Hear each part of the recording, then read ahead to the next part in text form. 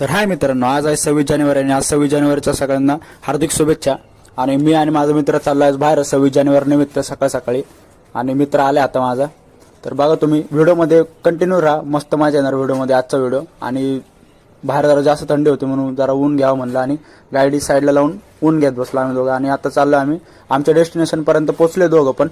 आणि बघा आजचा व्हिडिओ. आम्ही आलोय दापोडी येथे बुद्धविहारामध्ये. आणि बघा बुद्धविहार कसं एकदम भारी शांत वातावरण, हे गौतम बुद्धांची मूर्ती एकदम भारी मस्त वाटली इथं आल्यावर. आणि बाहेरचा व्ह्यू बघा एकदम भारी आहे.